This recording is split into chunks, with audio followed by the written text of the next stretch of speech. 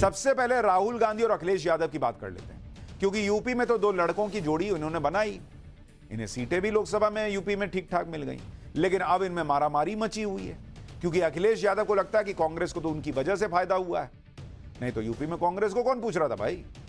उधर कांग्रेस को लगता है कि अखिलेश से अब काम निकल गया, तो फिर विधानसभा चुनाव में क्यों अखिलेश की पार्टी को भाग दिया जाए। लेकिन अखिलेश यादव भी दांवपेच में कम नहीं है। समाजवादी पार्टी ने जम्मू कश्मीर में चुनाव लड़ने का फैसला किया। ये समाजवादी पार्टी यूपी वाली, ये जम्मू कश्मीर जा रही है चुनाव लड़ने, जबकि जम्मू कश्मीर में कांग्रेस और नेशनल कॉन्फ्रेंस का गठबंधन ऑलरेडी हो चुका है। समाजवादी पार्टी ने हरियाणा में भी चुनाव लड़ने की तैयारी कर ली है, जबकि हरियाणा में कांग्रेस को लग रहा है कि वो तो अकेले ही काफी है, ये इनका गठबंधन है बॉस। जम्मू कश्मीर और हरियाणा वो राज्य हैं जहां कांग्रेस पूरी ताकत के साथ चुनाव लड़ने की प्लानिंग कर रही है, जिससे जरूरी है उसके साथ गठबंधन भी कर रही है। समाजवादी पार्टी शायद कांग्रेस की स्कीम ऑफ थिंग्स में फिट नहीं बैठ रही, लेकिन अखिलेश की प्लानिंग कुछ और ही है। अखिलेश यादव समाजवादी पार्टी को राष्ट्रीय पार्टी बनाने के लिए काम कर रहे हैं और इस टारगेट को पूरा करने के लिए कश्मीर और हरियाणा में चुनाव लड़ने वाले हैं। कांग्रेस से गठबंधन की कोशिश भी कर रहे हैं, और गठबंधन नहीं होने पर अखिलेश कैसे कांग्रेस का गेम बिगाड़ सकते हैं वो बताऊंगा। उससे पहले सुनिए अखिलेश यादव ने हरियाणा में चुनाव लड़ने के सवाल पर क्या जवाब दिया। तो क्या हरियाणा में चुनाव लड़ेगी सपा? ये कहाँ चुनाव लड़ना है ये पार्टी तय करेगी, और भविष्य में समाजवादी पार्टी राष्ट्रीय पार्टी कैसे बने उस दिशा में समाजवादी कार्यकर्ता नेता हम लोग लगातार काम करते रहेंगे। समाजवादी पार्टी को राष्ट्रीय पार्टी बनना है, लेकिन अगर समाजवादी पार्टी राष्ट्रीय पार्टी बन गई तो फिर कांग्रेस का क्या काम। कांग्रेस क्यों अपना कॉम्पिटिटर तैयार करेगी भाई। हरियाणा कोई यूपी भी नहीं है जहां कांग्रेस को समाजवादी पार्टी की जरूरत थी। यूपी में तो खूब प्रचार हुआ था कि दो लड़कों की जोड़ी आ गई, दो लड़कों की जोड़ी आ गई। अब लड़के एक दूसरे को कौन ही मार रहे, हटो ना, थोड़ा दूर रहो। हरियाणा में कहां आ रहे हो। राहुल और अखिलेश आ गए, ये यूपी में खूब फैलाया, लेकिन अब ये सब विधानसभा चुनाव में नहीं दिख रहा। हरियाणा में तो यूपी के दो लड़कों की जोड़ी आपस में ही लड़ने वाली है, क्योंकि बताया जा रहा है कि समाजवादी पार्टी ने हरियाणा में कांग्रेस से 5 सीटें मांग ली। इसके लिए कांग्रेस हाईकमान से चर्चा चल रही है। गठबंधन नहीं होने पर समाजवादी पार्टी कह रही है कि हम 20 से 25 पे लड़ सकते हैं, तो या तो 5-2 नहीं तो 20 से 25 पे डैमेज सा हो। हरियाणा में विधानसभा चुनाव लड़ने के पीछे समाजवादी पार्टी के अपने लॉजिक है। हरियाणा में समाजवादी पार्टी अपने स्ट्रॉन्ग पॉइंट्स पर चुनाव लड़ने की तैयारी कर रही है। दरअसल हरियाणा में 11 सीटें यादव और 7 सीटें मुस्लिम बहुल हैं। इनमें से सपा ने चुनाव लड़ने के लिए 5 सीटें चिन्हित की हैं। अच्छा, ये 5 में मामला कुछ बन सकता है। इसके अलावा हरियाणा में करीब 15 लाख प्रवासी मतदाता हैं, जिसमें से 12 लाख मतदाता उत्तर प्रदेश के मूल निवासी।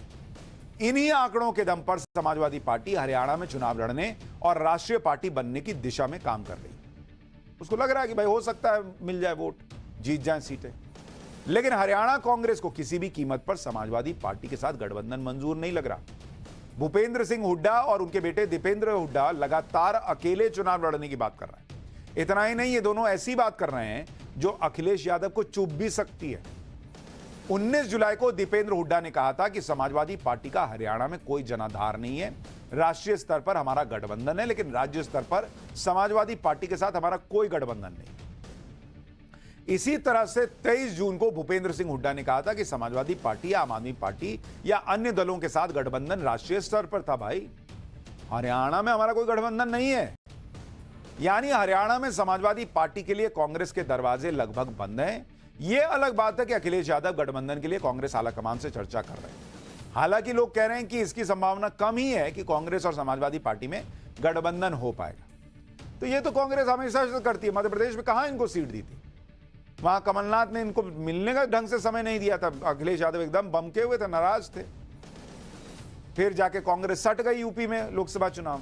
अब काम निकल गया तो हरियाणा में क्या है, उधर खड़ो। ये वाला हिसाब चल रहा है। यानी बात समाजवादी पार्टी के जनाधार पर आ गई। कांग्रेस नेताओं के बयानों से समाजवादी पार्टी के अंदर नाराजगी भी है। वो नहीं कहेंगे कि तुम्हारा यूपी में क्या जनाधार था जी, तुम मेरे कंधे पे बैठ के लड़ लिए। सूत्रों का कहना है कि समाजवादी पार्टी ने कांग्रेस नेताओं के इस बयान को गंभीरता से लिया है और अब समाजवादी पार्टी आलाकमान भी झुकने के मूड में नहीं दिख रहा। सूत्रों के मुताबिक समाजवादी पार्टी लीडरशिप का मानना है कि अगर हरियाणा में सपा का दावा नहीं बनता है तो यूपी उपचुनाव में कांग्रेस का भी तो नहीं बनता है। अगर हरियाणा में सपा का जनाधार नहीं है तो यूपी में कांग्रेस का कौन सा जनाधार है जी? हरियाणा, महाराष्ट्र, जम्मू कश्मीर के आधार पर ही यूपी उपचुनाव में कांग्रेस को सीटें मिलेंगी। मतलब जितना उधर दोगे उतना ही मांगने आना, और नहीं तो रहो कोने में खड़ा। ये बातें अभी समाजवादी पार्टी के सूत्रों के हवाले से आ रही हैं, लेकिन इसकी चर्चा राजनीतिक गलियारों में होनी शुरू हो गई। लोकसभा चुनाव के बाद समाजवादी पार्टी देश की तीसरी सबसे बड़ी पार्टी। ऐसे में पार्टी लीडरशिप को लगता है कि इंडी गठबंधन में समाजवादी पार्टी की हैसियत है बॉस, और यह हैसियत और ज्यादा होनी चाहिए। समाजवादी पार्टी का अगर यह मानना है कि उपचुनाव में कांग्रेस का जनाधार नहीं है, तो इसके पीछे समाजवादी पार्टी के पास लॉजिक है, और वो लॉजिक है उपचुनाव वाली सीटों पर कांग्रेस का प्रदर्शन। यूपी में जिन सीटों पर उपचुनाव होना है, वहां कांग्रेस ने 2022 में क्या किया था? कुछ नहीं। जहां उपचुनाव होना है उनमें से 8 सीटों पर कांग्रेस 6000 वोटों के अंदर सिमट गई थी। 6000 वोट बॉस। मीरापुर, कुंदरकी, खैर और फूलपुर में तो 2000 वोट नहीं आए थे कांग्रेस पार्टी को। सिर्फ गाजियाबाद में कांग्रेस को 10,000 से ज्यादा वोट मिले थे। ये इनका हाल है, और यूपी में इनको सब चाहिए, दूसरी जगह ये किसी को कुछ देंगे नहीं। अब आप ये भी देखिए कि अगर कांग्रेस हरियाणा या महाराष्ट्र में समाजवादी पार्टी को सीट नहीं देती है तो उसका नुकसान क्या हो सकता है। आपको मध्य प्रदेश का उदाहरण याद दिलाता हूं। 2023 में एमपी विधानसभा चुनाव में कांग्रेस ने समाजवादी पार्टी को एक भी सीट नहीं दी। गठबंधन नहीं होने पर समाजवादी पार्टी ने एमपी में 69 सीटों पर चुनाव लड़ा। अखिलेश यादव ने 6 दिन में मध्य प्रदेश में 24 रैलियां कर दी, रोड शो कर दिए। 4 सीटों पर समाजवादी पार्टी की वजह से कांग्रेस हारी थी।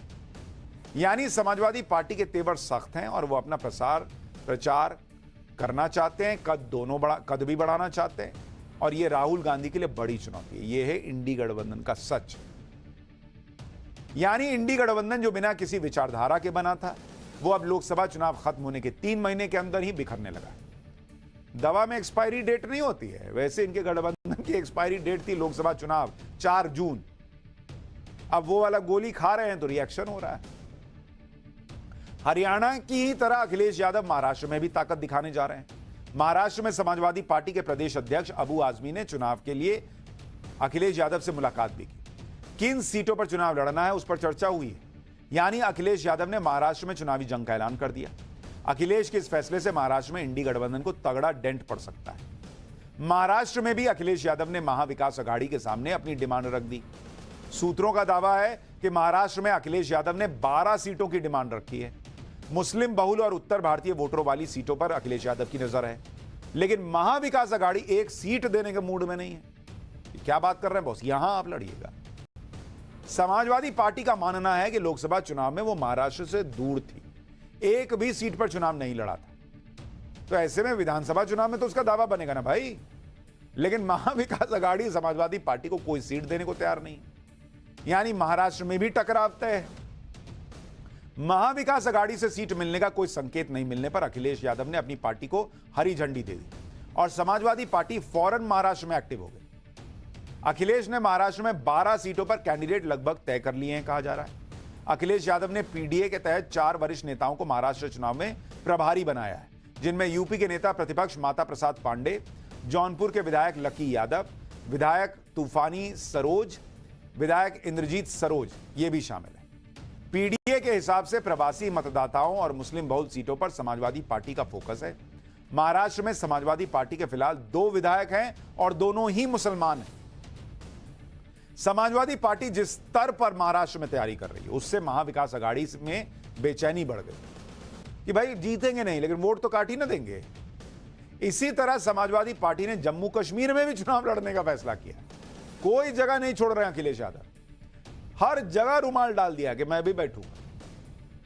जम्मू कश्मीर का हाल आपको बताता हूं, वहां समाजवादी पार्टी क्यों अकेले लड़ने वाली है। जम्मू कश्मीर में कांग्रेस और नेशनल कॉन्फ्रेंस का गठबंधन हो चुका है। वो तो सीट शेयरिंग करके बैठे, जिसके मुताबिक नेशनल कॉन्फ्रेंस 51 सीट पर लड़ेगी, कांग्रेस 32 पर लड़ेगी। पैंथर्स पार्टी को 1 सीट, सीपीआई-एम को 1 सीट। इसके अलावा 5 सीटों पर फ्रेंडली फाइट होगी। बनिहाल, डोडा, भद्रवा, नगरोटा और सोपोर में कांग्रेस और नेशनल कॉन्फ्रेंस दोनों के कैंडिडेट उतरेंगे और लड़ेंगे। तो गठबंधन भी है और कुछ जगहों पर फ्रेंडली मैच खेल रहे हैं। कौन सा फ्रेंडली मैच बॉस?